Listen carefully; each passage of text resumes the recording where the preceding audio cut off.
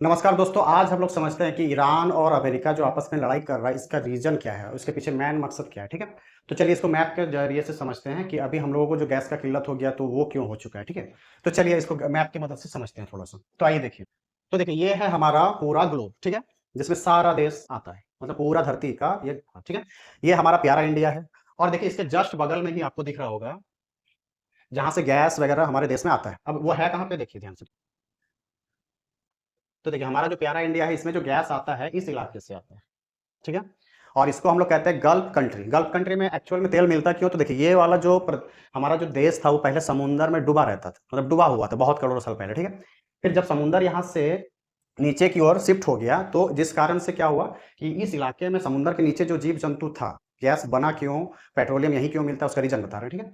तो जब हमारा समुंदर यहाँ से शिफ्ट हो गया, तो उस दौरान क्या हुआ कि जितना जीव जंतु था, किसी भूकंप के कारण ऐसा हुआ होगा कि जब देखिए इंडिया का निर्माण कैसे हुआ? इंडिया पहले अफ्रीका में था, तो ये समुद्र से टहलते-टहलते चाइना, एशिया वाला जो महाद्वीप है उसमें जाके टकराया, तो यहाँ हिमालय बना है। तो यहाँ पर पहले टेथिस सागर हुआ करता था, जहाँ पे आज इंडिया का हिमालय है ना, वहाँ सागर था पहले। तो उसी प्रकार से यहाँ पर भी ऐसा कुछ भूगर्भीय घटना देखने को मिला, जिस कारण से क्या हुआ कि यहाँ से समुद्र शिफ्ट हो गया। तो समुद्र में करोड़ों जीव पाए जाते हैं। सारे जीव क्या हो गए, समुद्र में जब भूकंप वगैरह आया तो जमीन में दब गए और लाखों सालों से सड़ गल गए, ठीक है? तो सड़ने से क्या हो गया, जब जीव जंतु जमीन के अंदर हाई टेम्परेचर और हाई प्रेशर में सड़ता गलता है, तो उससे ऑयल निकलता है। जैसे हम लोग का बॉडी जब सड़ेगा गलेगा तो ऑयल निकले, जैसे पेड़ पत्ता नहीं होता है, पत्ता वत्ता सड़ता है तो ऑयल निकलता है।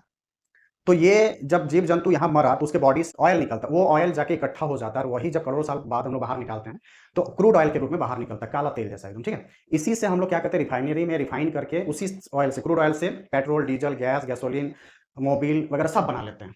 ग्रीस, वैसलीन तक हम लोग बनाते हैं, ठीक है? तो सारा जो ऑयल का भंडार इसी गल्फ कंट्री में है और अमेरिका ही इन लोगों को तेल निकालना सिखाया था।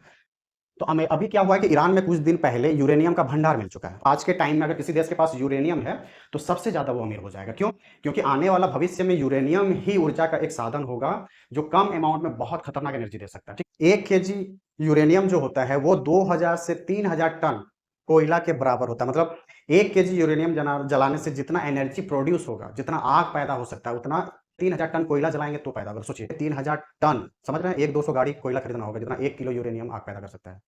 तो इसीलिए यूरेनियम आने वाला टाइम में ऊर्जा का बहुत अच्छा स्रोत है। लेकिन इसमें प्रॉब्लम भी क्या है कि ये रेडिएशन पैदा करता है, मतलब इससे अल्फा बीटा गामा किरणें निकलता है, जो कैंसर पैदा कर सकता है, जो विकलांग बना सकता है, जो जीन में प्रॉब्लम करवा सकता है, जो डीएनए को तोड़ सकता है। तो इंसान के लिए दुश्मन भी है और दोस्त भी है।